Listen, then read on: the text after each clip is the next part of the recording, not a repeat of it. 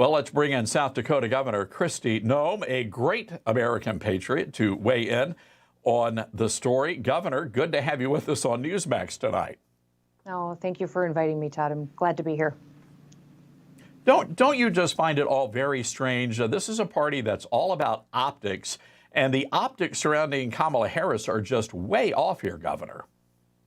Oh, they're terrible. You know, looking at this from a woman's perspective, it's just so disappointing. There are all kinds of women who take on tough challenges in their day-to-day lives. They're balancing budgets, they're running businesses, raising their families. They've done difficult things. And then we have a woman who wants to be the leader of the free world, and she can't get through an interview without being propped up by a man.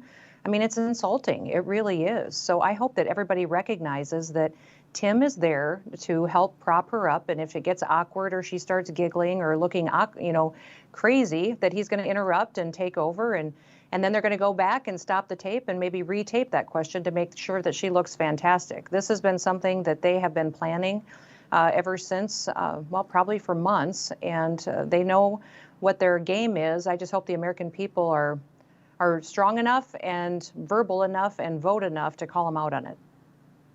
Governor, we're starting to put together the puzzle pieces here on this administration. The vice president, no fan of the First Amendment. He's on the record calling for attacks on the First Amendment. Then you have Kamala Harris and her economic policies, which many are calling straight out of the Soviet Union. I want to play some audio. This is President Trump on Kamala Harris and her policies. Biden and Kamala and all of these people, they want it. I call her, I have different names, it's very interesting, very, very interesting. But there are so many names you can call her. But the most important name is she's a Marxist. That's her ideology. She wants to destroy our country. Governor, you've had a chance to see what little we know about her policies. How would you categorize Kamala Harris? Definitely some of the beliefs that she holds are Marxist. She believes a socialist regime in America would be better than what we have today. She doesn't recognize the blessings of the republic that our founders gave us.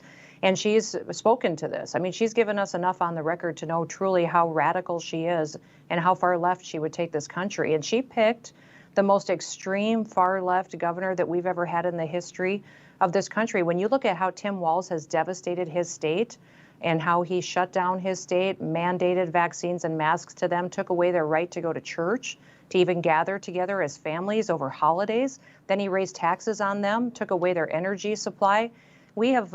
South Dakota has benefited from his bad policies because people have left Minnesota by the thousands and moved to our state. They brought their economic activity, and just last year, we had $1.2 billion worth of investment that came from Minnesota to South Dakota just because they couldn't stand to live with Tim anymore. So I don't know why we would trust these two to lead our country. They truly don't cherish it. They're trying to remake it.